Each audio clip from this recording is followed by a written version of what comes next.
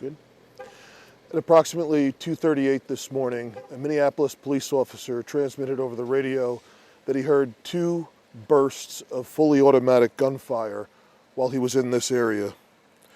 Minneapolis police officers, as well as campus police officers working a late night safety plan in this area, began to canvass the scene, where they found two individuals suffering from gunshot wounds at the corner behind me, 13th Avenue Southeast and 5th Street Southeast. A third individual was later found in the alleyway suffering from a gunshot wound behind Frank and Andrea's Pizzeria. Officers from both the Minneapolis police as well as the campus police began providing first aid to the victims of these injuries, including CPR to one of the victims, tourniquets, and other bleeding control. Tragically, one male that was shot at the corner of 13th Avenue and 5th Street was pronounced deceased at the scene. The two surviving victims were transported to the hospital, one of which had critical injuries at the time, but both now are considered non-life-threatening injuries and both expected to survive. One of those two surviving victims is believed to be a student at the University of Minnesota. 3 firearms were recovered at the scene, including one handgun that was recovered from the person of the victim who is now deceased. At this point, investigators are working to determine who was in possession of the other weapons and what exactly led to the gunfire. We are obviously in the very early stages of our investigation. Our forensic scientists are on the scene, collecting numerous pieces of evidence. Our homicide investigators are reviewing surveillance footage, canvassing, and conducting interviews, and we are following up on leads. We ask for anyone who may have interest in this incident to please contact police. This was a very chaotic and dangerous situation. Last night was obviously Halloween, and there were thousands and thousands of additional people going to bars, both at downtown and Dinkytown and other places around the city. So I want to commend the police officers that heard the gunfire and immediately ran towards it to try and help save lives of others. This incident obviously occurred very close to the University of Minnesota's main campus.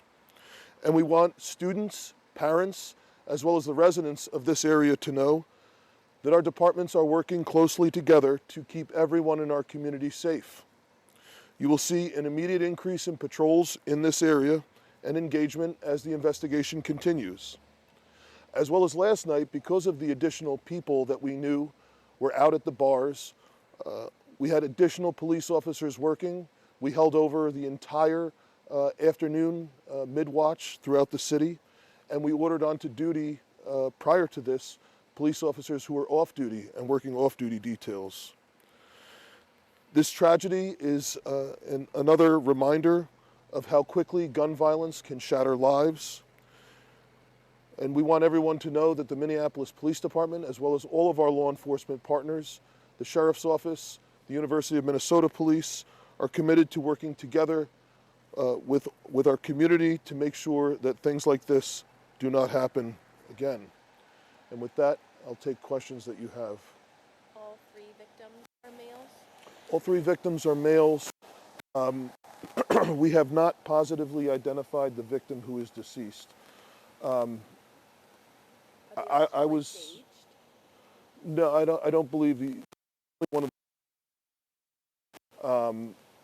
and I could tell you I responded. I was working last night. I responded when the officer called us in. The victim who is deceased appears to be, could be a teenager, so he's not identified. He may be an adult, he may not, probably close to that age. The other surviving victim, not a student, is actually, I believe he's about 17 years old. The deceased victim. Yep, we don't have him identified. One surviving victim is a student at the U. Yes. One is possibly a juvenile. One is a juvenile. Is a juvenile. And is not a student here. Okay. We don't believe that the deceased has any connection to the university either.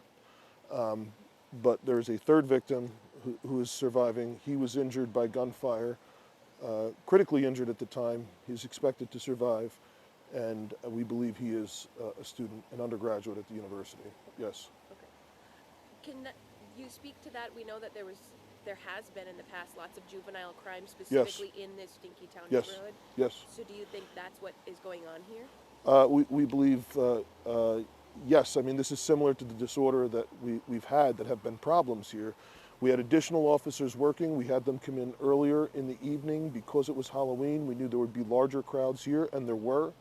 You know, we've had just before this, some of the officers working were clearing out disturbance in the McDonald's, which is about 2 blocks away from where this happened. And there's just been there's definitely been issues with, you know, quality of life, and outsiders, you know, people that don't live in the area and aren't connected to the university, coming in, particularly juveniles, and causing problems. Could I just ask, in your words, what would be the long-term solution for protecting areas like this, you know, 100% completely? Well, the university and the police department do partner together. We have the Student Safety Center, and there's a lot of guidance that is given by the university, Department of Public Safety, to students that are here, things that they can do, you know, to be more safe. This is a problem that we have wherever there are bars in cities around. This is, you know, 2:38 in the morning after bar close. You know, unfortunately, it is common. We have a lot of people. As you see, there's 3 guns recovered here. We have a lot of people walking around that are armed that shouldn't be. And unfortunately, when that happens, you know, any dispute, no matter how senseless it is, can turn into this. And police officers were here, and they heard automatic gunfire, which is that much more concerning, because obviously, in the past, we've had issues with auto sears or switches being used to modify handguns to make them fire that many more rounds that quickly. So that appears to be what happened here tonight. Do you think that all of these victims were known to each other, or were folks targeted by juveniles? Yeah. You know, obviously this is in the very early stages, so I cannot speculate as to that. Can you speak to parents, though, of Car accident. Can you speak to the parents of these juveniles who are coming down here? Is there any, because this is obviously a Well, headache for you we've guys. had some parents come down to us tonight. Not individuals that were directly involved, but individuals that were obviously present here. And parents are often not aware that this is where their kids are. They're often not aware that their kids are in Minneapolis, let alone that they're down here where there are bars. Yeah, okay, thank you.